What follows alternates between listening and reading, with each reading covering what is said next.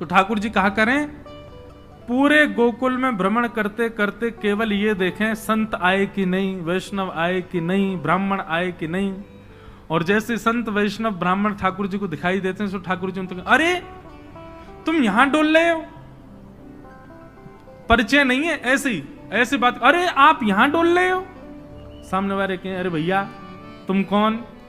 अरे नेक्सस लाला, अरे भैया तू हमें जाने, बोले अरे तुम्हें ही तो खोज रहा हूं मैं सवेरे थे। बोले हमें खोज रहा हो भैया, काय को? अच्छा एक बात बताओ, तुम कहां से आए हो? बोले हम तो अयोध्या से आए हैं। बोले अयोध्या से आए हो, तुमने कछु सवेरे थे पाए हो? बोले ना कछु ना पाओ, यही मारे तो मैं डोल रहा हूं। यशोदा मैया तुम्हारी बात निहार रही है, 56 भोग बनाए माने, चलो जल्दी नंद भवन पहुंच जाओ। बोले यशोदा मैया हमारी बात निहार रही? बोले हम बे सुबह, अब जल्दी करो मां, सब संतन को भोजन है, रो जल्दी पहुंच जाओ। ऐसे किसी को भी सबको निमंत्रण दे देते हैं। और यशोदा मैया जब नंद भवन से बाहर आती देखते हैं 100-200 लोग खड़े हैं बिना निमंत्रण के।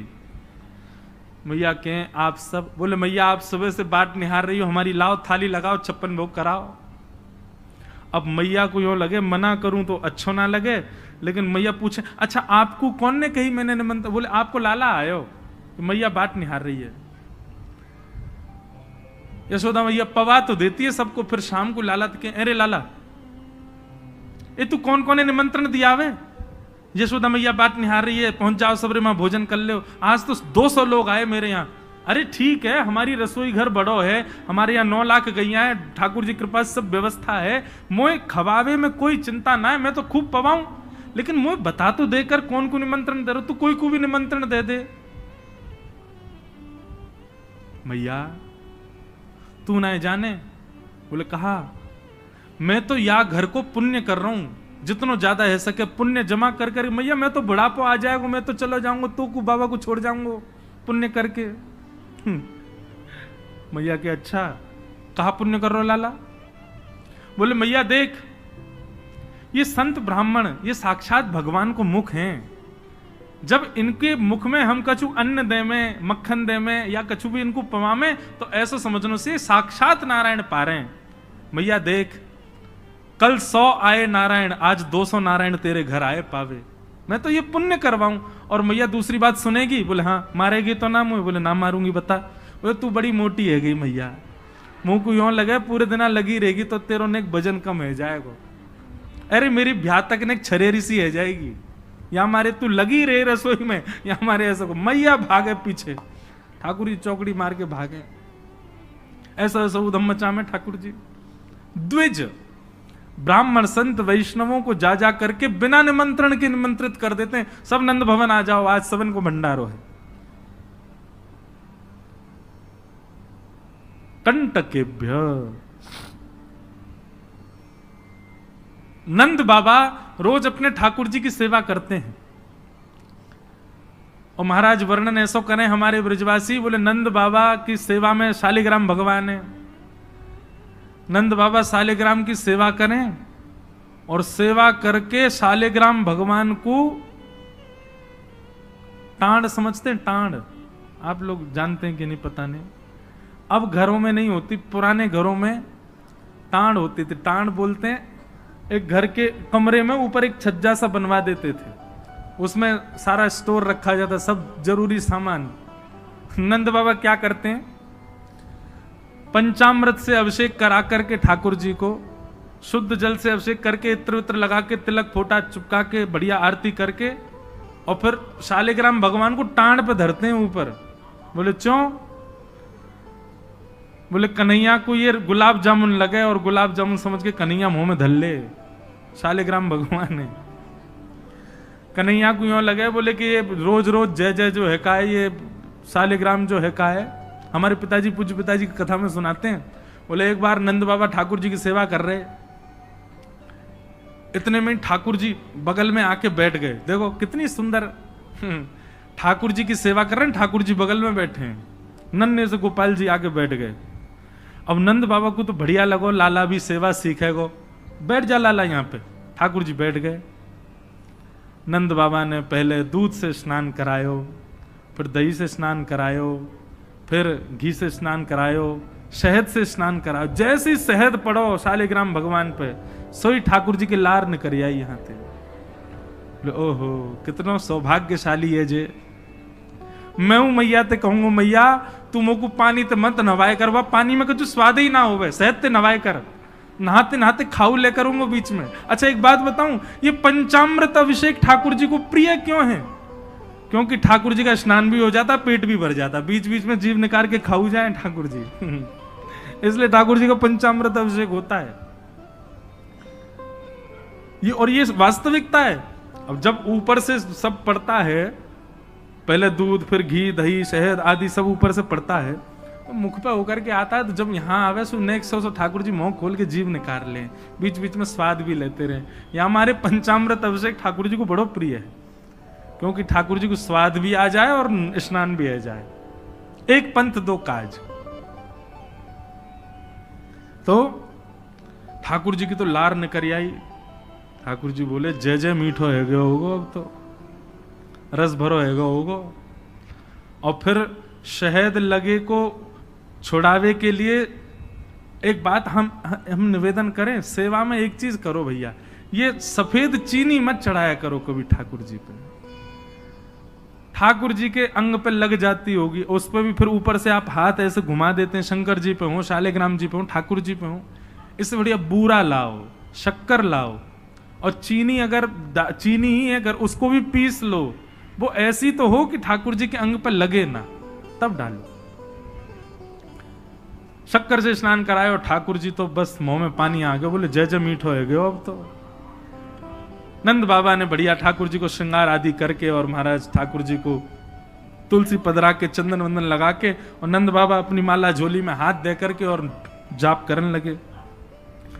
पूज्य पिताजी महाराज कहें नंद बाबा मुंह पे एक कपड़ा और डाल लें, मुख पर कपड़ा डाल के जप करने से मन एकाग्र होता है, यह भी एक साधना का एक नियम है। नंद बाबा जाप करने लगे, इतने में ठाकुर जी ने देखी बाबा तो जाप में चलोगो, अब कहां जाएगो जय जय बच के। सोई ठाकुर जी धीरे से गए और चौकी पे धरे शालिग्राम भगवान उठाए और मुंह में धर के बैठ गए, और जैसे कोई पान चूसता है ऐसे ठाकुर जी यहां से चूस रहे हैं मुंह में धर के शालिग्राम जी को, और बैठ गए नंद बाबा के बगल में ही आंख बंद करके, इनको ध्यान चल रहा है। बोले अभी जय जय बाहर बाहर ते चूस रहा हूं, नेक देर में अंदर की मिठास आवेगी, शहद भीतर तक चलोगो, निकर नहीं रहो, और जोर जोर से चूस रहे हैं। इतने में बाबा की माला पूरी है। जैसे ही बाबा की माला पूरी भई, बाबा ने नेत्रन से लगा के माला और अपनो कपड़ा हटायो, जय हो मेरे साले जय जय कहां चले गए, अब तो ढूंढे पुष्प पुष्प उठा के सब देखी, ठाकुर जी है ही ना वहां पे।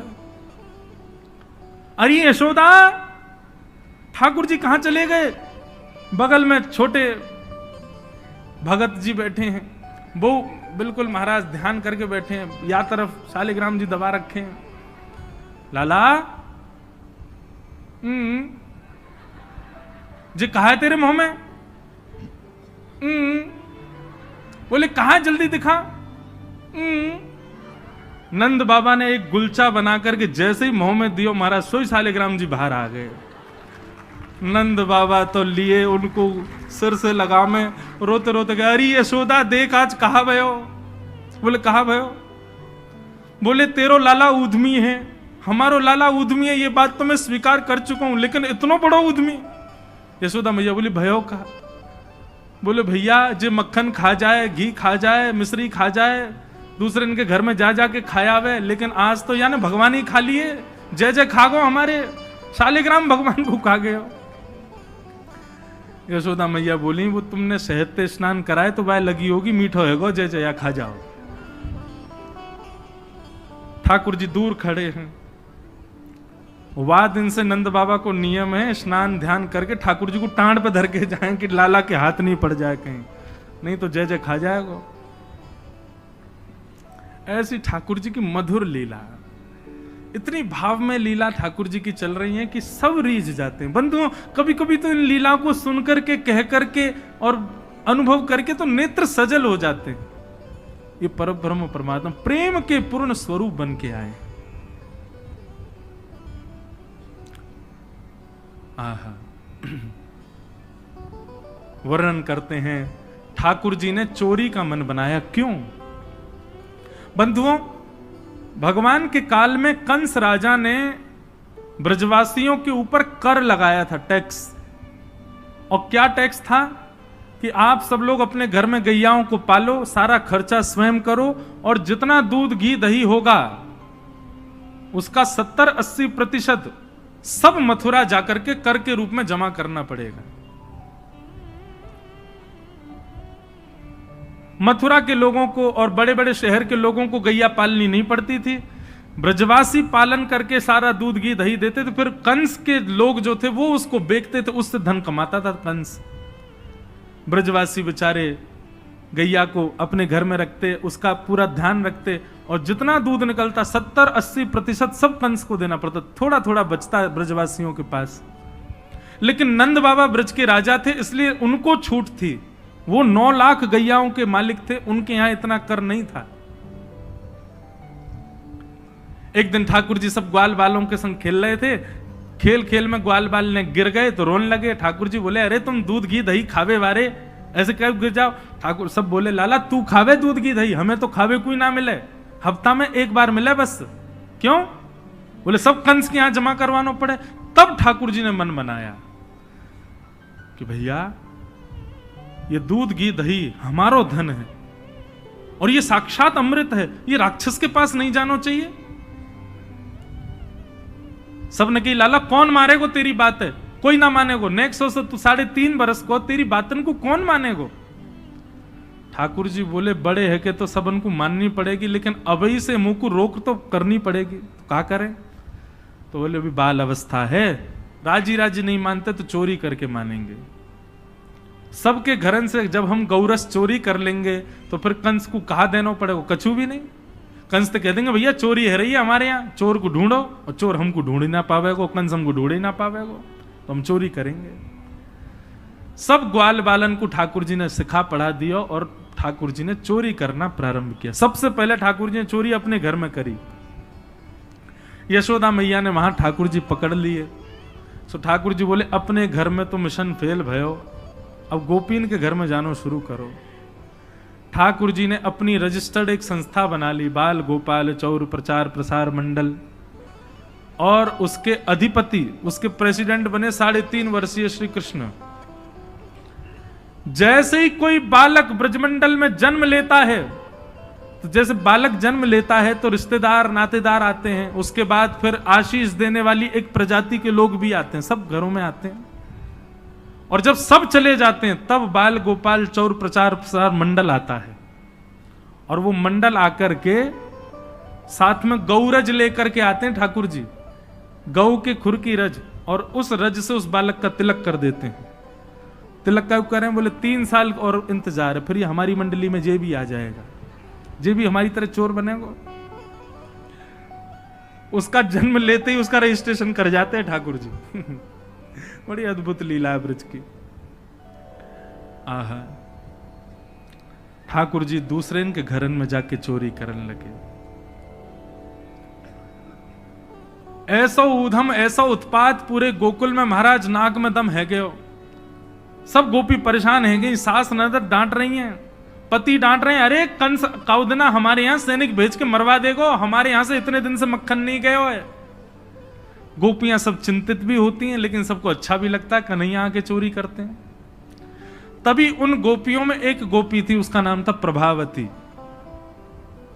प्रभावती गोपी एक दिन सब गोपियों से बैठ करके चर्चा, सब गोपियां कह रही थी, मेरे घर की तो ऐसे कर गो, मेरे यहां तो ऐसी मटकी फोड़ गयो, मेरे यहां ऐसा माखन चुरा गयो। प्रभावती व्यंग में हंसने लगी, हंस करके बोली, आज तक मेरे यहां दृष्टि भी नहीं डाली उस कन्हैया ने। अरे तेरो घर कैसे बच गयो? बोले, अरे कन्हैया को अपने प्राण प्यारे होंगे तो मेरे घर के आसपास भी नहीं आवेगो, वो जाने ना है मेरो नाम प्रभावती है। अब ये बात गोपी कह रही थी सब सखियों से। इतने में ही वहीं एक बालक था, वो ठाकुर जी का मित्र था। वो ठाकुर जी के पास दौड़ो दौड़ो गए, वो लाला, एक गोपी है प्रभावती वाने यूं कहिए, लाला को अपने प्राण प्यारे होंगे तो आवेगो मेरे यहां चोरी करवे, मेरे यहां आ ही ना सके। प्राण प्यारे हैं, यही मारे ना आवे। ठाकुर जी बोले हमको चुनौती दे रही है? बोले हम बे लाला तू को चुनौती दे रही है। बोले अगलो धावो यही के घर मारनो है। सबसे पहले तो ठाकुर जी ने प्रभावती के देवर को अपना सखा बनाया। देवर कितना बड़ा, वो भी छोटा सा ही था। ठाकुर जी ने उसको अपना सखा बनाया। सखा बना करके उसको बेला फुसला करके बढ़िया उसको बढ़िया मक्खन वक्खन खवा के अपने पक्ष में कर लिया। ठाकुर जी बोले ए सुन, तेरी भाभी प्रभावती एक दिन चुनौती दे रही कि कन्हैया मेरे यहां चोरी करके दिखाया। प्रभावती का देवर बोलो लाला बता कहा करनो? बोले जा देना तेरी भाभी बढ़िया वारो मक्खन निकारे, बस तू संकेत कर दियो, और जब वो जमुना जल भरवे जावे घर में कोई नहीं हो वही समय हमारा आक्रमण होगो। ठीक है। प्रभावती ने एक दिन बढ़िया मक्खन निकारो और महाराज मक्खन निकाल करके छींके पर टांगो, और वो बालक ने देख लिया, दौड़ करके ठाकुर जी के पास बोले आज भाभी ने मक्खन निकालो, आज ही चलो लाला। बोले हाँ आज चलेंगे। प्रभावती यमुना जल भरने के लिए गई। ठाकुर जी उसके यहां प्रवेश कर गए, और प्रवेश करके महाराज चार के ऊपर तीन के ऊपर दो के सबसे ऊपर ठाकुर जी, और ठाकुर जी लेकर के बढ़िया मक्खन खाने लगे। मक्खन दूसरे इनको पवान लगे कि मरकान भोक्षण विभजति सचेन नात्री भांडम भिनत्ति। स्वयं पाते हैं, ग्वाल बालों को पवाते हैं, और जब सब पा लेते हैं तो फिर मरकान भोक्षण संग में बंदर और चलते हैं उनको भी पवाते हैं। लेकिन प्रभावती के यहां इतना मक्खन था, ठाकुर जी का भी पेट भर गया, ग्वाल वालों का भी भर गया, और सब बंदरों का भी पेट भर गया, लेकिन मक्खन अभी पूरा नहीं हुआ, खत्म नहीं हुआ। ग्वाल बाल बोले लाला मक्खन तो अभी बहुत सारो बच गो। ठाकुर जी बोले ये प्रभावती हमको बड़ी चुनौती दे रही ना, याकू ने मजा तो चका जाए। सो कहा कियो। ठाकुर जी ने एक हंडी लई, एक लठ लियो, और वहां से वह हंडी को फोड़ दियो, जितनो मक्खन हो सब नीचे गिर गयो, और वह मक्खन को चौका लगा गए, पोंछा कर गए पूरे घर में। एक कोने पे जाकर के मक्खन रह नहीं जाए कहीं भी, और पूरे में बढ़िया चौका लगा करके, और ठाकुर जी अपने ग्वाल बालन के संग अंधेरे में छुप के खड़े है गए। बोले देखियो अब मजो आवेगा, प्रभावती आवेगी। प्रभावती आई, सिर पर दो मटकियां बड़ी अचक करके चल रही थी, संभल के चल रही थी। जैसे ही माने द्वार खोलो, और द्वार खोलते ही अपना पाम भीतर धरो, इतने में ही भोपाल शताब्दी की तरह ऐसी रिपटी महाराज, ऐसी रिपटी सर में लगी, कमर में लगी, हाथ पाम बाकी सब रहे कह गए, और गिरी सो गिरी। यमुना जल मिल गए मक्खन में तो और चीकनो हो गया, अब वो उठ ही नहीं पा रही है, जैसे उठे फिर गिरे, जैसे उठे फिर गिरे। और ठाकुर जी ताली बजा बजा के हंसे, सब ग्वाला के लाला आज तो बड़े मजे आए, आज तो बड़े मजे आए। मेरी भाभी कहा कह रही कन्हैया को अपने प्राण प्यारे यहाँ हमारे ना आवे। अब तो को तेरे प्राण प्यारे होंगे ना तो कभी हमको चुनौती नहीं देगी। और ठाकुर जी भाग गए। प्रभावती महाराज जैसे तैसे रिपट के बाहर आई, और जाके सीधे यशोदा मैया के पास पहुंच गई, और जाके बोलने लगी, बोले मैया अपने लाला संभाल ले, नहीं तो काउदना हाथ दिखा दूंगी आकू में। ऐसा उधम मचावे, देख मेरी कोहनी टूट गई, कमर टूट गई, ऐसा उधम मचा के गयो। यशोदा मैया बोली तुम गोपिन पर कछु काम ना है, 24 घंटा मेरे लाला के पीछे पड़ी रहो, काउदना रंगे हाथ पकड़े तो आइयो, नहीं तो कभी मुख मत दिखाइयो अपनो। प्रभावती बड़ी चिंता में है, बोले ठाकुर जी को रंगे हाथ कैसे पकड़ूं।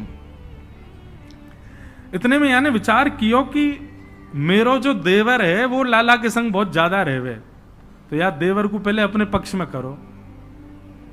ये देवर कभी ठाकुर जी के पक्ष में जा रहा हो, कभी प्रभावती के पक्ष में।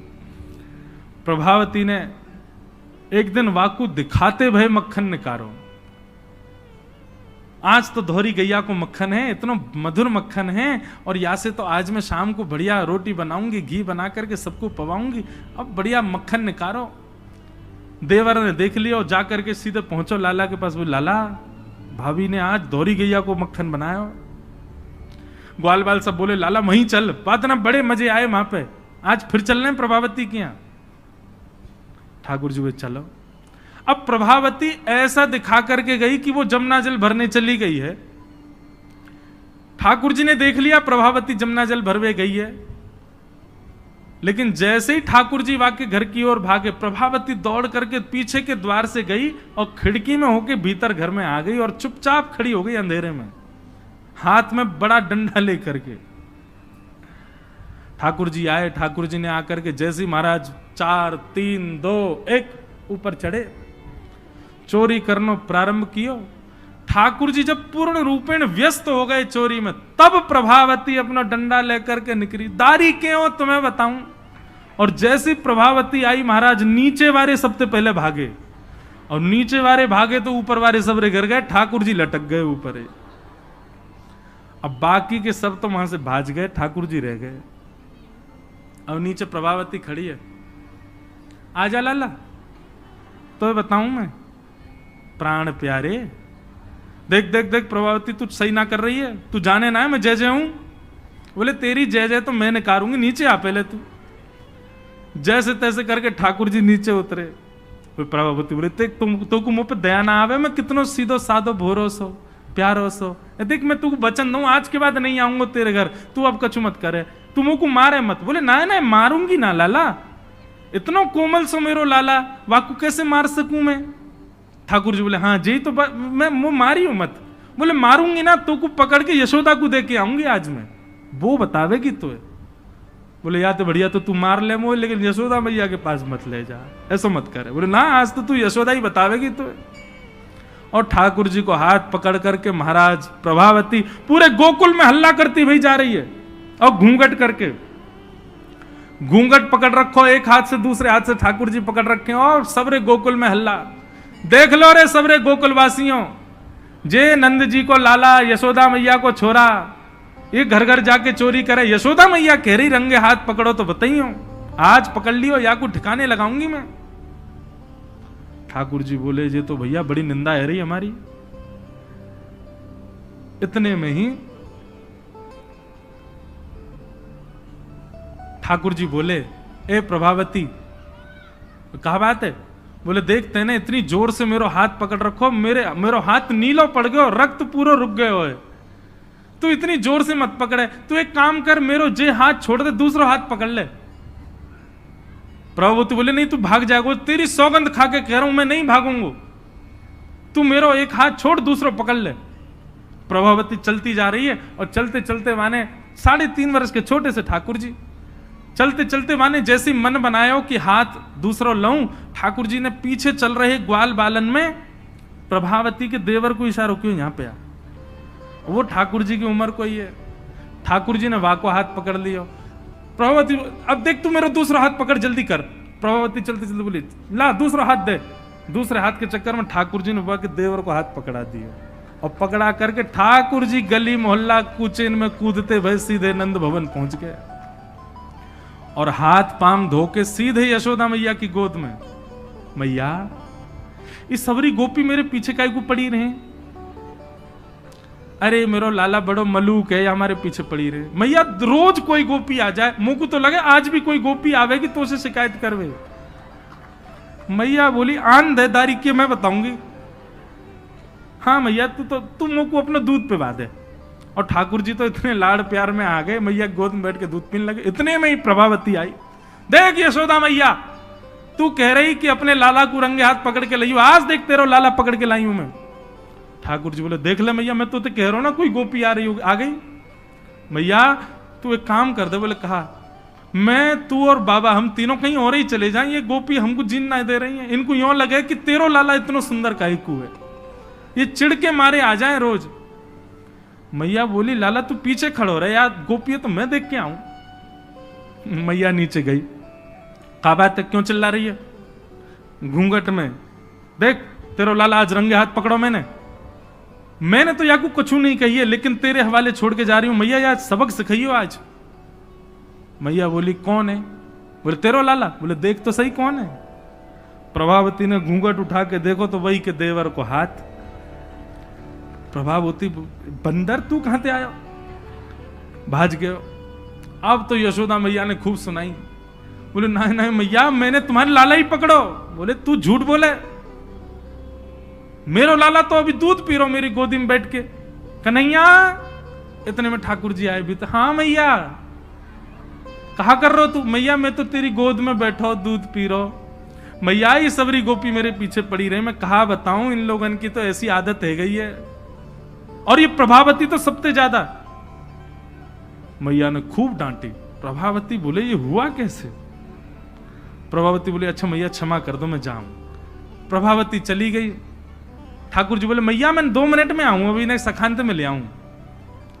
जैसे ही प्रभावती ने दूर पहुंचे सो ठाकुर जी आए आगे से, और प्रभावती के आगे आगे खड़े है गए। तो कहो जी कैसी रही आज? प्रभावती बोली तेने ही कियो कैसे? बोले मैंने कैसे कियो वो मत पूछे, लेकिन मैं तू को चुनौती देवे आया हूं। आज तेने मेरो हाथ पकड़ो तो मैंने अपनो हाथ देवर में बदल दियो। कल को अगर तेने मुझे पकड़ो तो तेरो हाथ मेरो हाथ खसम में बदल जाएगा। देवर से तेरे पति को हाथ आ जाएगा हाथ में। तू जाने ना नंद जी को लाला हूं मैं। प्रभावती इतनी लज्जा की हो गई कि फिर वो कितने दिन तक बाहर नहीं आई अपने कक्ष से, भवन से। वर्णन आता है ठाकुर जी एक दिन उसके यहां पहुंचे और पहुंच करके उसकी गोद में बैठ करके खूब स्नेह किया, और स्नेह करते तब भी नहीं मानी, खूब नाराज हो गई ठाकुर जी से, मुंह फेर करके बैठ गई। ठाकुर जी बोले एक बार मेरी ओर देख ले। प्रभावती बोली नहीं देखूंगी। बोले बस एक बार देख ले, फिर जीवन भर मत देखियो। जैसी प्रभावती ने ठाकुर जी की ओर देखा, शंख चक्र गदा पद्म धारण करके चतुर्भुज रूप में ठाकुर जी ने उसको दर्शन दिए। बोलो भक्त वत्सल भगवान की। ऐसी ठाकुर जी की मधुर लीला वृंदावन में चल रही है। ऐसी अनेक लीलाएं हैं व्रज की, उनको ठाकुर जी संपादित कर रहे हैं। एक दिन मैया ने ठाकुर जी को ऊखल से बांध दिया। ऊखल से बांध करके मैया चली गई। ठाकुर जी ने ऊखल में बंधे भये ही वृक्षन के बीच से निकले, स्पर्श करती दोनों वृक्ष टूट गए। कुबेर के पुत्र नलकुवर मणिग्रीव प्रकट हो गए। दोनों ने भगवान की स्तुति गाई। ठाकुर जी ने दोनों को क्षमा किया। और ये बात जान करके नंद बाबा उन्होंने मन बनाया कि अब हम गोकुल में नहीं रहेंगे। और नंद बाबा के छोटे भैया ने एक दूसरे वन का नाम बताया जिसका नाम है वृंदावन। और ठाकुर जी, नंद बाबा और यशोदा मैया सब ने वृंदावन जाने को मन बनायो। तो महाराज सब गोकुलवासी बोले हम भी यहां नहीं रहेंगे, हम भी वहीं रहेंगे जहां लाला रहेगो हमारो। और सब गोकुलवासी ठाकुर जी के संग वृंदावन चले गए। आहा, ऐसो सुंदर प्यारो वृंदावन है। लागे वृंदावन निको अली माने, लागे वृंदावन निको। लागे वृंदावन निको अली माने, लागे वृंदावन निको लागे। लागे वृंदावन निको अली माने, लागे वृंदावन निको लागे। लागे वृंदावन निको अली माने, लागे वृंदावन निको। लागे वृंदावन निको अली माने, लागे वृंदावन निको। ओ घर घर तुलसी ठाकुर सेवा, घर घर तुलसी ठाकुर सेवा। घर घर तुलसी ठाकुर सेवा, घर घर तुलसी ठाकुर सेवा। दर्शन गोविंद जी को आली माने, लागे वृंदावन नीको। दर्शन गोविंद जी को आली माने, लागे वृंदावन नीको।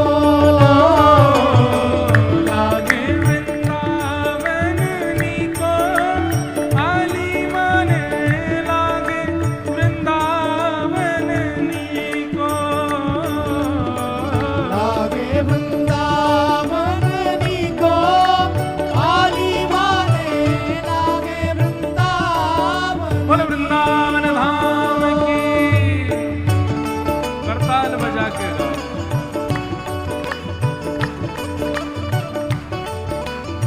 श्री गिरधर लाल जी पधार रहे हैं कथा में, मानो साक्षात वृंदावन पधार रहा है।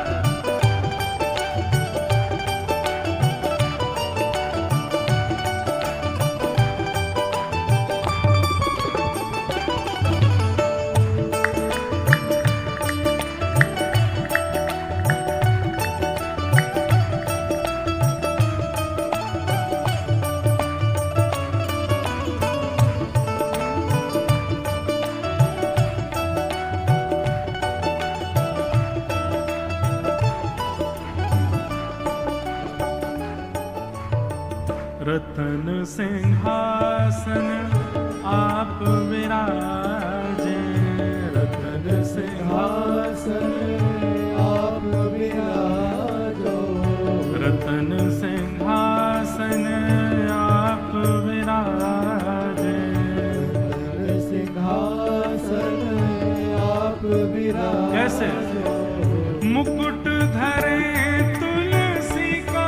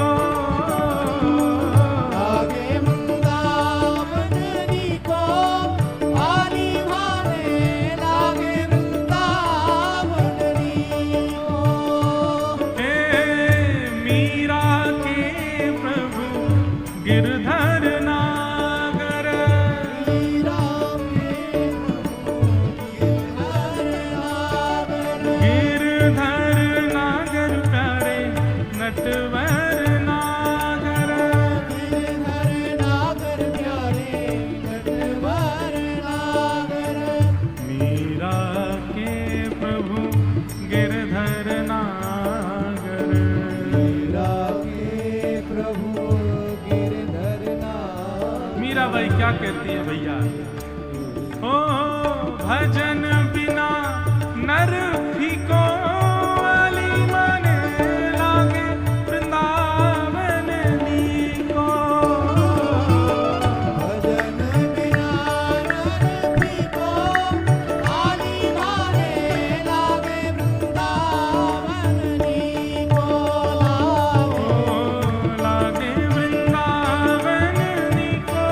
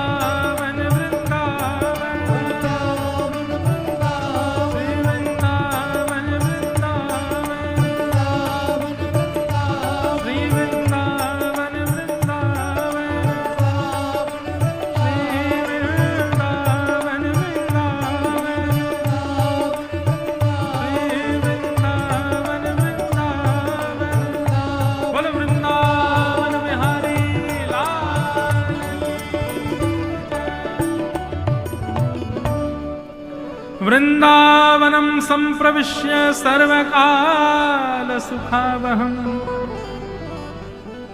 सबको बहुत सुख मिला वृंदावन आकर के। ठाकुर जी अत्यंत प्रसन्न हो गए वृंदावन आकर के। क्यों भैया? वृंदावन ब्रह्मा जी ने नहीं बनाया है, वृंदावन इस पृथ्वी का अंग नहीं है।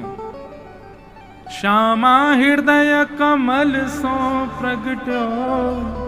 हम वृंदावन रसामृत पद में क्या गाते हैं? किशोरी जी के हृदय से वृंदावन प्रकट हुआ है।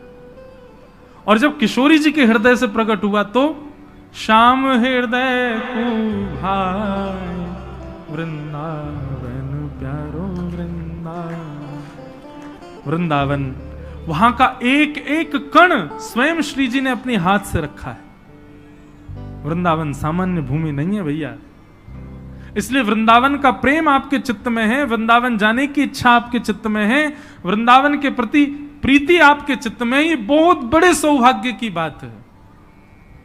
किशोरी जी की कृपा के बिना वृंदावन प्रिय नहीं लगता है।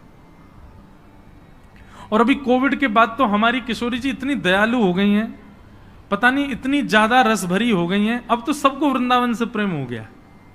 अब जिसको देखो उसको वृंदावन जाना है। मैं कह रहा हूं भले ही फोटो खिंचवाने जाना है, उसको वीडियो बनवाने जाना है, लेकिन जाना तो है ना वृंदावन।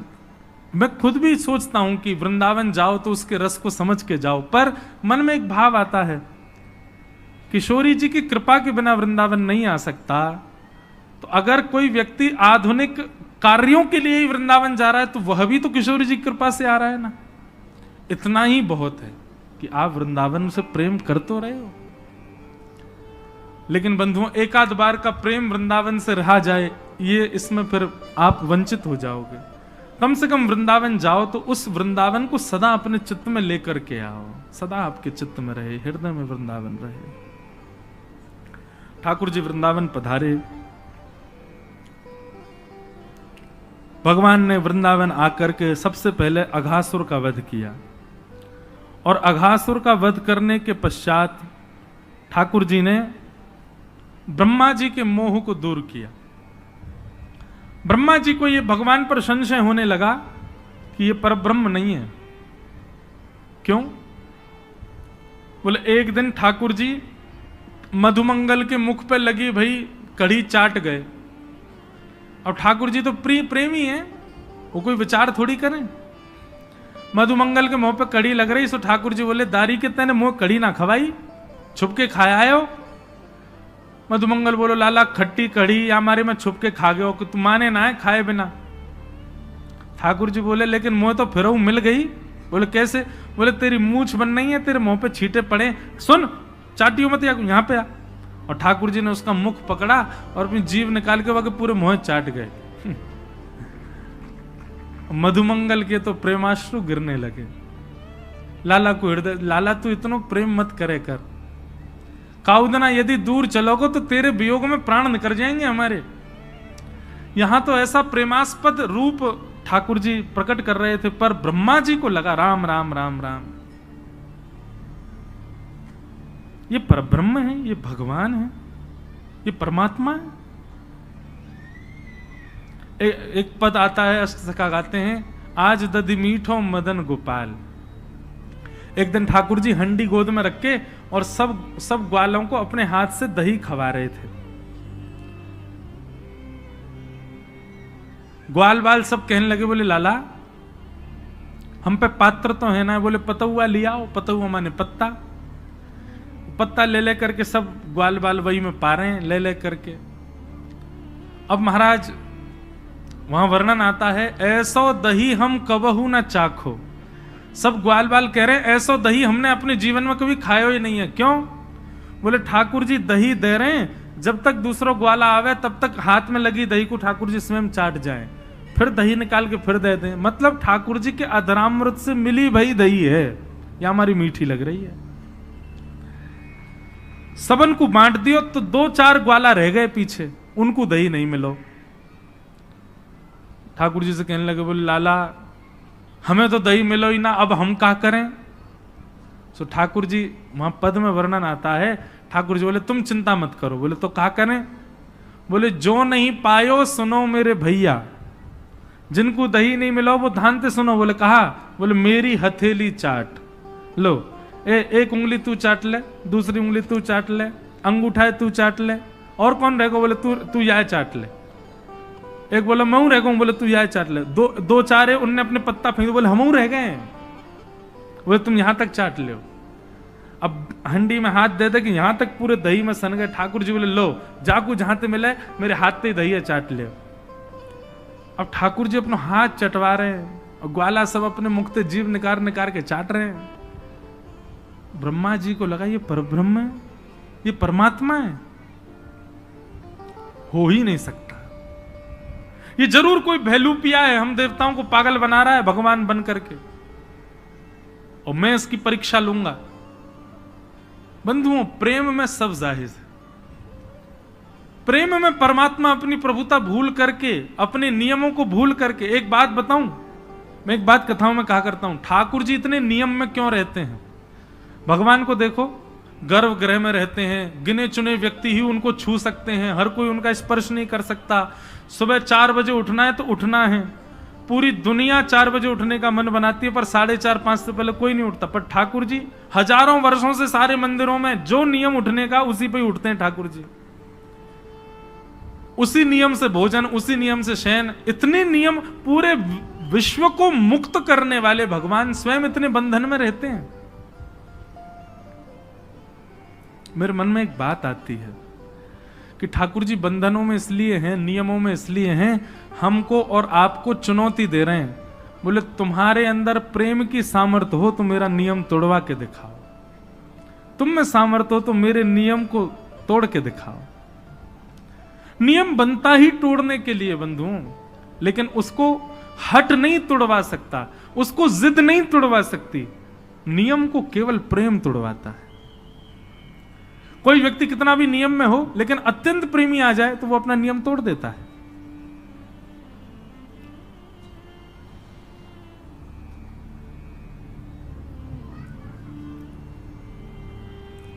तो प्रेम में सब कर सकते हैं, ठाकुर जी अपना नियम तोड़ देते हैं। लेकिन ब्रह्मा को संशय हुआ और ब्रह्मा ने आकर के अवकाश देखा, ठाकुर जी कहीं और थे, ग्वाल बाल कहीं और थे, ग्वाल बालों को हरण करके ब्रह्मा जी ले गए।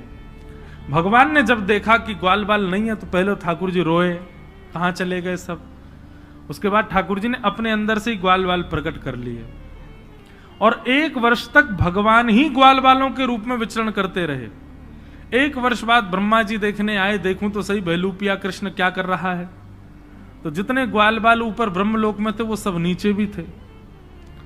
ब्रह्मा जी समझ गए, बोले ओहो ये तो अपराध कर दिया मैंने, अब भगवान से मुझको क्षमा मांगनी चाहिए। क्षमा मांगने के लिए ब्रह्मा जी जैसे ही ग्वाल बालों को लेने के लिए ब्रह्मलोक गए, तो ब्रह्मा जी से पहले ब्रह्मा का रूप धारण करके भगवान चले गए ब्रह्मलोक और द्वारपालों से कह दिया आजकल नकली ब्रह्मा बहुत घूम रहे हैं, दूसरा कोई आवे तो मारपीट के भगा देना उसको, हमसे आज्ञा लेने की भी आवश्यकता नहीं है, सीधे प्रहार कर देना। असली ब्रह्मा जब पहुंचे, द्वारपाल सीधे भागे पीछे उनके डंडा लेके, वो नकली ब्रह्मा भागे यहां से। ब्रह्मा जी बोले अरे मैं ही ब्रह्मा हूं, तुम जानते नहीं हो किसके पीछे भाग रहे हो? ए तुम चतुरानन हूं मैं। बोले तुम चतुरानन नहीं हो, तुम ब्रह्मा नहीं हो, ब्रह्मा तो भीतर बैठे। ब्रह्मा जी बोले भीतर बैठे मतलब? बोले हाँ अभी अभी आए थे, उन्होंने ही हमको बताया भेलूपिया घूम रहे हैं, तुम भेलूपिया हो। ब्रह्मा जी ने अंत में स्वीकार कर लिया कि हाँ मैं नकली हूं, पर मुझे असली का दर्शन करा दो, मैं उनके दर्शन करने आया हूं। जैसे ही ठाकुर जी के सन्मुख लेकर के ब्रह्मा को गए, तो ब्रह्मा के रूप में सबको दिख रहे थे भगवान, लेकिन स्वयं ब्रह्मा को ठाकुर जी साक्षात चतुर्भुज नारायण के रूप में दिखाई दे रहे थे ब्रह्मलोक में। ब्रह्मा जी ने जाकर के कान पकड़े, क्षमा कर दो भगवान, मुझसे गलती हो गई, अपराध हो गया। और ब्रह्मा जी ने यहां स्तुति गाई है, नो मिड्यते प्रभुपुषे टडिदंबराय गुंजावतम परिपिच्छल सन्मुखाय। कम से कम 3 दिन तक इस स्तुति पर चर्चा हो सकती है, इतनी सुंदर स्तुति है ब्रह्मा जी की। लेकिन ब्रह्मा जी की स्तुति में आपको क्या दिखेगा पता है? प्रेम से बात शुरू करेंगे, चतुराई पे जाके खत्म करेंगे। एक उदाहरण सुनो। ब्रह्मा जी कहते हैं उक्षेपणम गर्भ गतस्य पादयो किम कल्पते मातुरदोक्ष जागसे। हे नाथ, एक बात बताइए, क्या गर्भ में बैठा बालक जब लात मारता है तो मां उससे नाराज हो जाती है? गर्भस्थ माता के गर्भ का बालक कभी अंदर कुछ किलोल करे, कभी हाथ पांव चलावे, तो क्या उसकी मैया उससे नाराज होती है? भगवान बोले नहीं, कभी नहीं होती। तो बोले नाथ, ये पूरा ब्रह्मांड आपके गर्भ में है और इस ब्रह्मांड का हर व्यक्ति आपका बालक है और मैं ब्रह्मा भी आपके गर्भ में ही हूं। यदि मुझसे थोड़ा सा अपराध हो गया तो आप मुझसे नाराज क्यों हो गए? चतुराई देखी, इसीलिए तो वो चतुरानन है। ब्रह्मा जी की वाणी सुनकर के भगवान बोले तुम्हारी शब्दावलियों में चतुराई बहुत है ब्रह्मा, लेकिन मैं तुमको क्षमा नहीं करूंगा। और भगवान ने ब्रह्मा जी को क्षमा किया ही नहीं, चले गए। ब्रह्मा जी रोते रहे। ठाकुर जी वापस आकर के लीला अपनी करने लगे। पौगंड लीला हुई, 6 वर्ष के ठाकुर जी हो गए। एक दिन धेनुकासुर का वध किया। उसके वध के पश्चात ठाकुर जी काली दह में कूद गए और वहां जाकर के कालिया नाग का मर्दन किया। सब ब्रजवासी आकर के रुदन करने लगे। भगवान ने तांडव नृत्य करके कालिया नाग के ऊपर दर्शन कराए। वेणु गीत की कथा आई, सुंदर वेणु वाद्य करते हुए जिस प्रकार गोपियों के साथ ठाकुर जी लीला करते हैं उसका वर्णन आया। तत्पश्चात मथुरा की गोपियों पर भगवान ने कृपा की और एक दिन ठाकुर जी गौ चारण करके लौट रहे थे और पूरे ब्रजमंडल में देसी घी की सुगंधी आ रही है। सब बढ़िया बढ़िया पकवान अपने अपने घरों में बना रहे हैं। ठाकुर जी ने जाके पूछी, भैया ये 56 भोग कौन के काजे बनने हैं? किसी ने उत्तर नहीं दिया तो ठाकुर जी नंद बाबा के पास गए। नंद बाबा ने जाकर के नंद बाबा ने लाला को बताई, पर्जन्यो भगवान इंद्रो मेघास्तस्यात्ममूर्तय। लाला, पर्जन्यो भगवान इंद्रो मेघास्तस्यात्ममूर्तय। ये पर्जन्य यानी कि इंद्र हमारे भगवान हैं। ये 56 भोग के दर्शन हो, मुंह में पानी नहीं आ जाए आपके। ये सबसे पहले ठाकुर जी का भोग लगेगा। अभी आप लोग ध्यान कथा की ओर ही रखो। अभी गिरधर लाल जी भी पधारेंगे, उनका मंगल दर्शन हो। आज ये आगे की तरफ इसलिए लगाई गई ताकि आपको सबको वहीं से ही लाल जी का दर्शन हो जाए।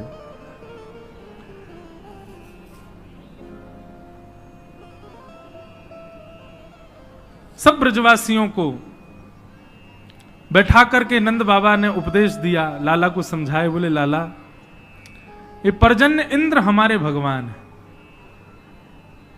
पंडित जी ये यहां से ये टेप हटा दीजिए सब। वहां इंद्र की हम पूजा करें तो वो इंद्र हम पे कृपा करे, अनुग्रह करे और वही की कृपा से हमारी खेती बाड़ी आदि सब चले। ठाकुर जी ने कही, बोले कि बाबा एक इंद्र की पूजा ही क्यों, फिर तो समस्त देवताओं की पूजा होनी चाहिए। 33 कोटि देवता कोई ना कोई हमारे कार्य में सहायक बने, सबन की पूजा अर्चना होनी चाहिए। और यदि सबकी पूजा करने चाहो तो भैया एक आधार मूल तत्व है नारायण। सब नारायण में विद्यमान है, नारायण को पूजो। वृक्ष हरा भरा करना हो तो जड़ में पानी डालो। 33 कोटि देवताओं के मूल आधार नारायण हैं, उनकी उपासना करो। बोले वो नारायण कहां मिलेंगे भैया? बोले वो नारायण हमारे ब्रजमंडल में गोवर्धन रूप में विराजमान है, चलो उनकी पूजा करें। ब्रजवासी सब बोले लाला, बरसंते चली आ रही हमारी देवता की पूजा, हम छोड़ के तेरे नारायण को पूजवे जाएंगे, कहीं इंद्र नाराज है क्या? तो ठाकुर जी बोले पहली बात तो इंद्र नाराज नहीं हो सकता। क्यों? क्योंकि नारायण परब्रह्म है और परब्रह्म की उपासना जब होती है तो सब देवताओं का पोषण होता है। मतलब आप जब नारायण की उपासना करते हैं, नारायण का भोग लगाते हैं, नारायण का ध्यान करते हैं तो नारायण में ही सब देवता हैं, सबका अपने आप हो जाता है। और दूसरी बात, फिर भी मानिनी इंद्र ने यदि क्रोध किया तो जिनकी शरण में हम जा रहे हैं, ऐसे गोवर्धन नाथ नारायण के ही स्वरूप हैं, ये हमारी रक्षा करेंगे। सब ब्रजवासी बोले लाला हमें तो बड़ा डर लग रहा है। बोले नहीं, भय से कभी भक्ति नहीं करनी चाहिए। इसलिए ब्रजवासियों के चित्त में प्रेम प्रकट हो, उसके लिए भगवान ने उद्देश्य बताया। आपने कभी इंद्र के दर्शन नहीं किए होंगे, लेकिन आप गोवर्धन नाथ जी की शरण में चलो, हम आपको वचन देते हैं, वो साक्षात प्रकट होकर दर्शन देंगे, आपका प्रसाद स्वीकार भी करेंगे। तब ब्रजवासियों के चित्त में प्रेम प्रकट हुआ और सब ब्रजवासी बोले ठीक है, तो हम गोवर्धन पूजा के लिए चलेंगे। और सब ब्रजवासी अपने अपने घरन की 56 भोग सजा करके और श्री गोवर्धन की यात्रा पर निकल पड़े हैं। सब लोग नाचते गाते भय, आनंद करते भय गोवर्धन जा रहे हैं।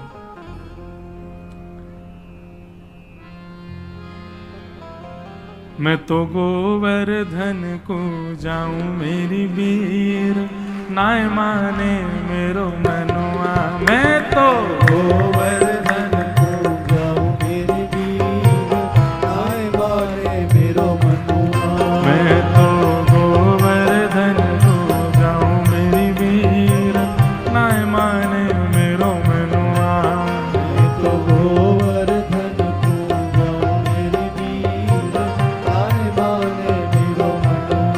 ओ नाय माने मेरो मनुआ, अजी नाय माने प्यारो कनुआ।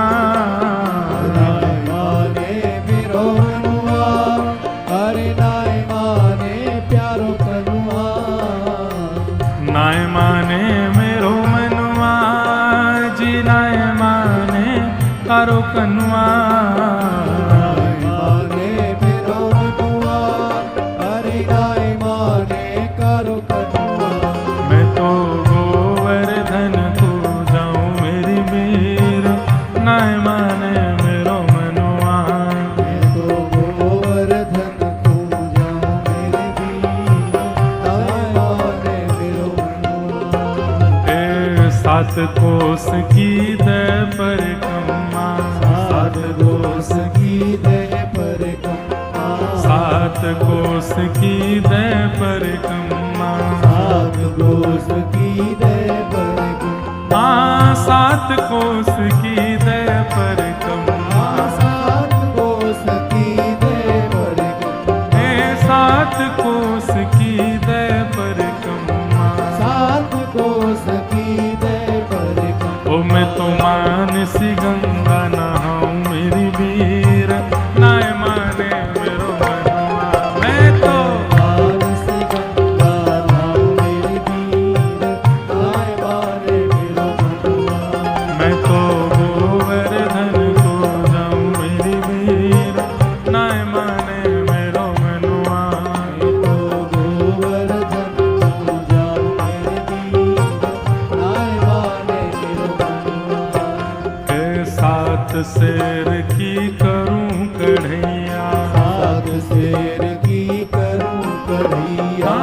7 शेर की करूं कढ़ैया, 7 शेर की करूं कढ़ैया। ओ 7 शेर की करूं कढ़ैया, 7 शेर की करूं कढ़ैया। 7 शेर की करूं कढ़ैया, 7 शेर की करूं कढ़ैया। ओ मैं तो संतन न्योत जिमाऊं मेरी वीर, नाय माने मेरो मनुआ। मैं तो संतन न्योत जिमाऊं मेरी वीर, नाय माने मेरो मनुआ। ओ मैं तो गोवर्धन को जाऊं मेरी वीर, नाय माने मेरो मनुआ। मैं तो गोवर्धन को जाऊं मेरी वीर, नाय माने मेरो मनुआ। ओ नाय माने मेरो मनुआ, जी नाय माने कारो कनुआ। नाय माने मेरो मनुआ, अरे नाय माने कारो कनुआ। मैं तो गोवर्धन को जाऊं मेरी वीर, नाय माने मेरो मनुआ। मैं तो गोवर्धन को जाऊं मेरी वीर, नाय माने मेरो मनुआ। ओ गिरिराज धरण प्रभु तुम्हारी शरण, गिरिराज धरण प्रभु तुम्हारी शरण। गिरिराज धरण प्रभु तुम्हारी शरण, गिरिराज धरण प्रभु तुम्हारी शरण। ओ गिरिराज धरण प्रभु तुम्हारी शरण, गिरिराज धरण प्रभु तुम्हारी शरण। ओ गिरिराज धरण प्रभु तुम्हारी शरण, गिरिराज धरण प्रभु तुम्हारी शरण। हो रखो लाज हमारी गोवर्धन, रखो लाज हमारी गोवर्धन, रखो लाज हमारी गोवर्धन, रखो लाज हमारी गोवर्धन। हो गिरिराज धरण प्रभु तुम्हारी शरण, गिरिराज धरण प्रभु तुम्हारी शरण, हो गिरिराज धरण प्रभु तुम्हारी शरण। गिरिराज धरण बोलो गिरिराज धरण की। सब ब्रजवासी अपने अपने 56 भोग लेकर के गोवर्धन पहुंचे। गिरिराज जी को जाकर के पूजन कियो, अभिषेक कियो, आनंद से खूब परिक्रमा लगाई। मन से गंगा प्रकट हुई, नाम पढ़ो मानसी गंगा। बोलो मानसी गंगा मैया की जय। सब ब्रजवासी ने खूब आनंद से मानसी गंगा से स्नान करायो, खूब आनंद से 56 भोग सजाए। सब ब्रजवासी हाथ जोड़ करके प्रार्थना करने लगे गिरिराज बाबा से।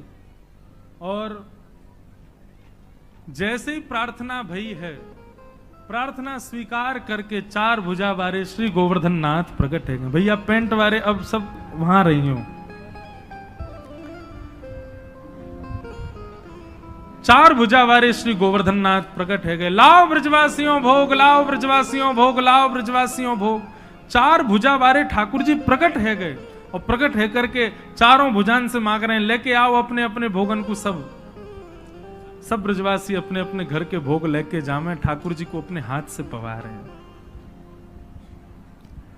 ब्रजवासी सब बोले लाला तेने सांची कही, ठाकुर जी प्रकट है गए।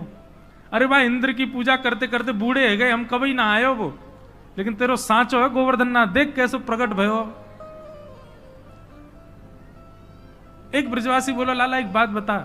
बोले हाँ, जो गोवर्धन नाथ को चेहरा तोते बहुत मिले, बिल्कुल तेरे जैसो लग रहा। लाला तेरी 2 भुजा कर दो, नेक और बड़ो श्रृंगार कर दो तो ऐसे लगेगा तू ही है का। ठाकुर जी बोले अरे तुम नहीं जानो, मेरी गैया यहीं चरवे आवे गिरिराज जी पे, और वह गैया को दूध जाको मैं पीऊं, वही को जे गोवर्धन नाथ पीवे, या हमारे हम दोनों को चेहरा एक जैसो है, एक ही गैया को दूध पीवे हम। श्रीदामा बोलो हे रे लाल, जे कौन सी बात भाई, गैया को दूध पीवे तो हमारो चेहरा कैसे मिल जाएगा। बोले चो तेने तेरी मैया को दूध पियो। बोले हाँ। तेरी बहन ने भी तेरी मैया को दूध पियो। बोले हाँ। तुम दोनों उनको चेहरा मिले कि ना मिले, बहन भैया एक जैसे लगो बिल्कुल। बोले हाँ लाला बहन भैया तो एक जैसे लगे। बोले यही मारे एक ही मैया को दूध पीवे से चेहरा मिले। श्रीदामा थोड़ी देर सोचने लगो, फिर बोलो अरे लाला फिर तो बछड़ा को चेहरा वो हमसे मिलना चाहिए, वो गैया को दूध पीवे भाई गैया को हम पीवे, हमारो चेहरा तो मिले ना बात। ठाकुर जी बोले अब जाए मैं कल बताऊंगा, अभी मत पूछे मुझसे, अभी तो यूं ही सुन ले कि हम दोनों एक ही गैया को दूध पीवे।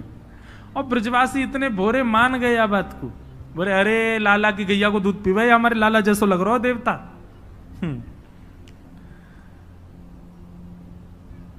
मधुमंगल बोलो लाला मुंह तो ऐसा लगे तेरो देवता बहुत दिना को भूखो दिखे, देखियो कैसे खा रहा है, इकत छोड़ेगा हमारे काजे। ठाकुर जी बोले ऐसे नहीं कहते, तेरे बा इंद्र ने एक चीज स्वीकार करी इतने दिना में, कम से कम जे पा तो रहे हैं। सब ब्रजवासी बड़े आनंद में थे, वहीं नाच रहे हैं, वहीं गा रहे हैं, गिरिराज जी को भोग लगा रहे हैं और बड़े सुख में सब भर आए।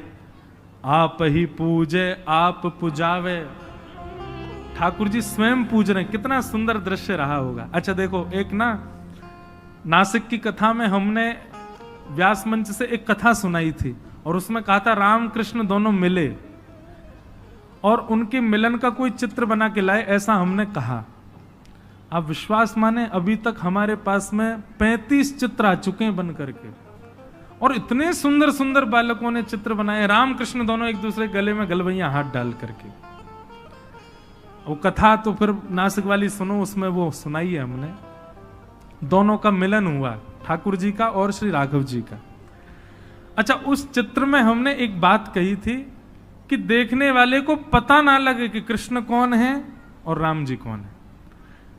अब आप जब मोर पिच बना देते हैं तो समझ आ जाती है कि ये कन्हैया है, वंशी हाथ में दे देते हैं तो समझ आती है कन्हैया है। ऐसा चित्र बनाना है कि नेत्रों से ही पता चले कि कृष्ण कौन है, क्योंकि जिनके नेत्र चपल दिखें वो कन्हैया हैं, जिनके नेत्र गंभीर हैं वो राम जी, बाकी सब कुछ एक जैसा।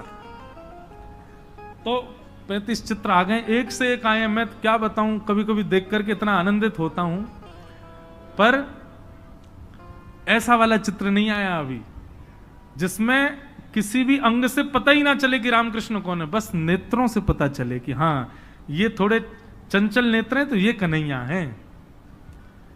एक बंबई के एक बहुत बड़े आर्टिस्ट हैं, वो बना तो रहे हैं, देखो आ जाए तो एक एक छवि अभी अभी फिर से मन में आई है, सुनो।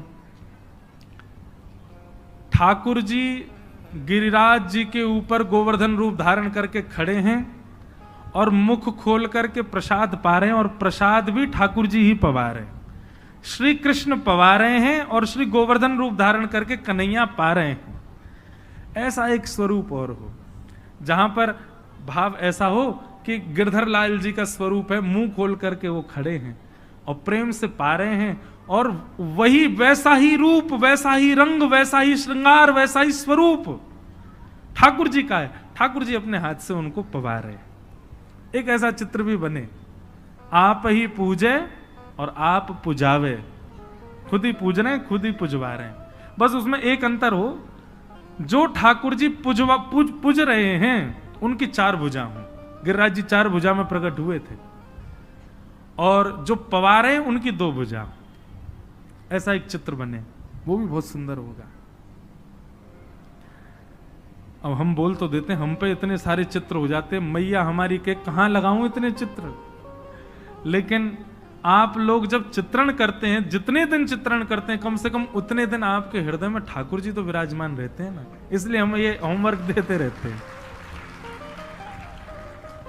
तो ठाकुर जी अपने हाथ से पवा रहे हैं और ठाकुर जी का ही स्वरूप पा रहा है। ठाकुर जी ऐसे मुख के पास ले जाते हैं, और जब अपना ही स्वरूप ठाकुर जी ही पाने लगते हैं तो फिर ठाकुर जी ऐसे पीछे कर लेते हैं, और फिर गिरिराज जी उनका हाथ पकड़ के पा लेते हैं। कितना सुंदर आनंद हो रहा है।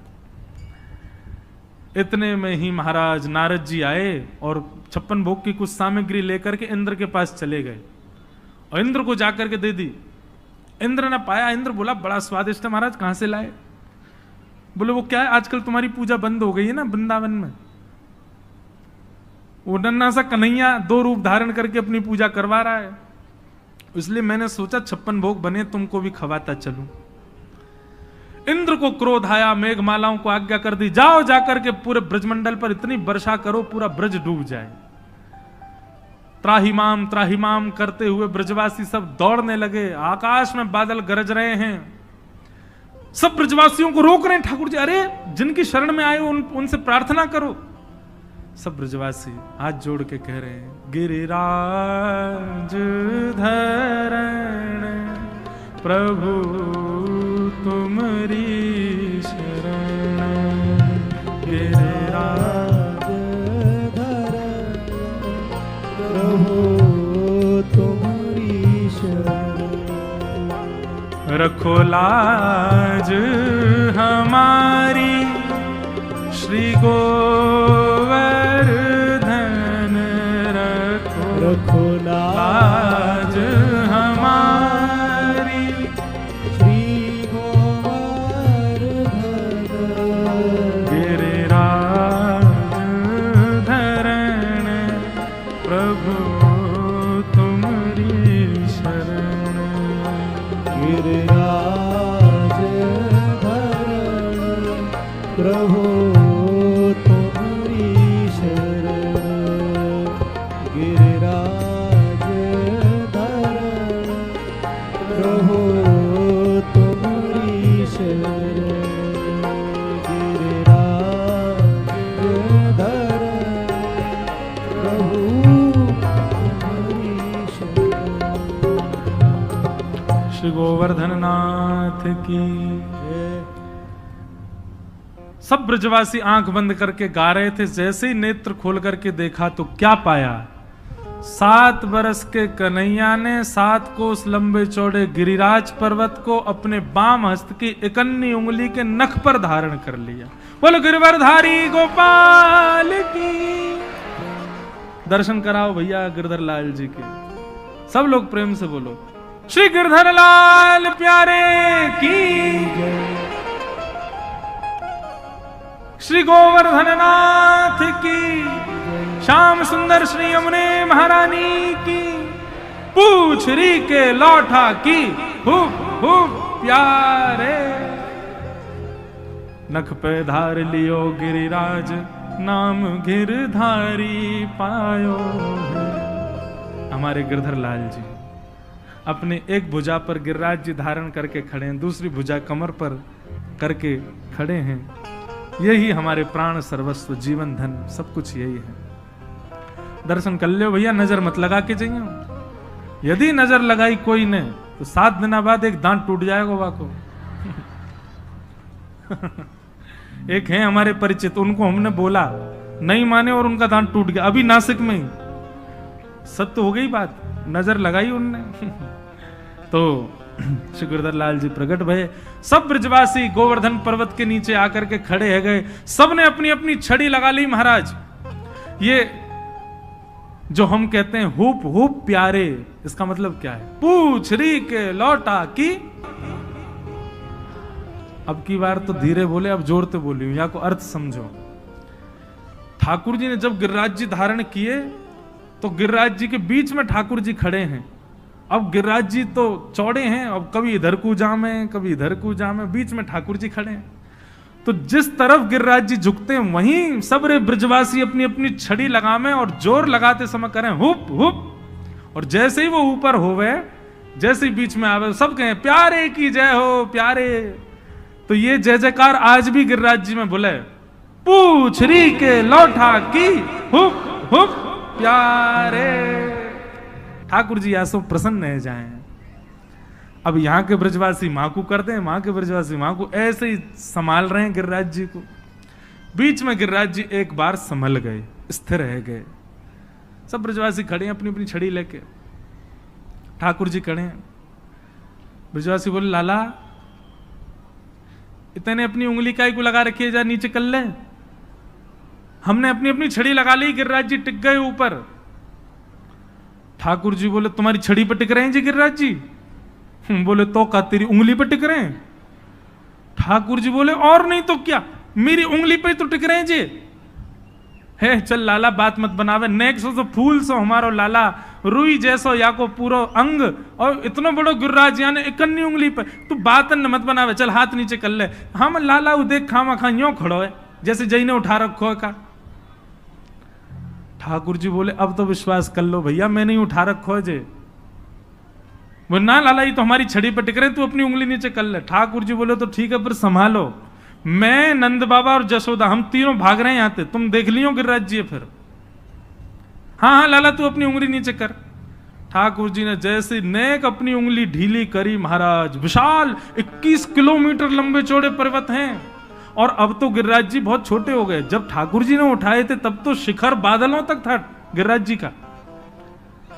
रोज एक तिल भीतर जा रहे हैं ना पृथ्वी में।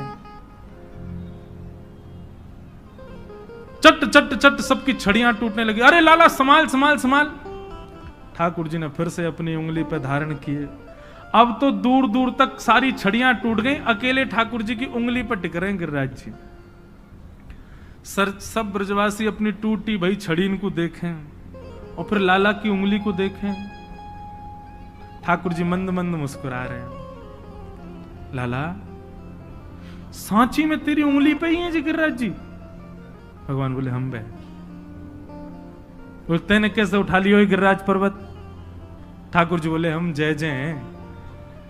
अरे मैं तो बचपन से ही कहता आया हूं भैया, मैं ही जय जय हूं, मैं ही भगवान हूं। मैंने पूतना मारी, अघासुर मारो, धेनुकासुर मारो, अरिष्टासुर मारो, इतने सारे राक्षस मैंने मारे, आज मैंने गिरिराज जी उठा लियो।